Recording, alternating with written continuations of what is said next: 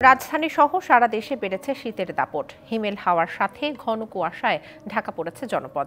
এতে সড়ক, নৌ এবং আকাশপথে ব্যাহত হচ্ছে চলাচল, বাড়ছে দুর্ঘটনা। সিরাজগঞ্জ এবং পঞ্চগড়ে শুরু হয়েছে শৈত্যপ্রবাহ। আবহাওয়া অফিস বলছে রবিবার পর্যন্ত বাড়বে শীতের তীব্রতা। রাত থেকে কুয়াশার সাথে বইছে শীতল হাওয়া, নাস্তানাবুদ প্রাণীকুল। আবারও শীত বেড়েছে উত্তরাঞ্চলে। শৈত্যপ্রবাহ শুরু হয়েছে পঞ্চগড় ও সিরাজগঞ্জে। শুক্রবার দেশের সর্বনিম্ন তাপমাত্রা রেকর্ড করা হয় বাঘাবাড়িতে 9.6 ডিগ্রি সেলসিয়াস। রাত থেকে সকাল পর্যন্ত বৃষ্টির মতো কুয়াশা ঝরতে থাকে পঞ্চগড়ে।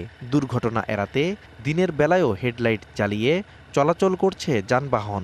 তাপমাত্রা নেমেছে 10 ডিগ্রিতে। কালার এক্সপার্ট, জর্জ স্যাপ এবং মাইল্ড অন হ্যান্ডস টেকনোলজি সমৃদ্ধ অরিক্স ক্রিস্টাল ওয়াশ আপনার চুয়াডাঙ্গায় গেল 3 দিন 11 থেকে 13 ডিগ্রিতে ওঠানামা করছে তাপমাত্রা। শীতে ব্যাহত হচ্ছে বোরো ধানের আবাদ। শীতের সাথে ঘন কুয়াশা যুক্ত হওয়ায় বেড়েছে দুর্ঘটনা।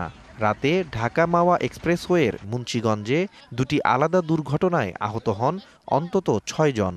ভোরে নাটোরের গুরুদাসপুরে 2 ট্রাকের সংঘর্ষে মারা যান এক ব্যবসায়ী।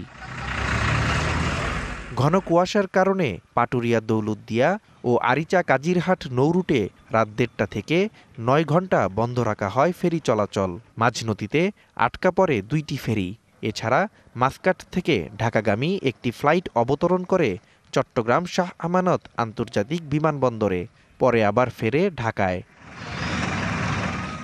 আবহাওয়া অফিস জানিয়েছে রবিবার পর্যন্ত তাপমাত্রা কমতে থাকবে। এই সময়ে কোনো কোনো এলাকায় দুপুর পর্যন্ত থাকবে কুয়াশার দাপট। Nazmus Sakib Sami, DBC news desk.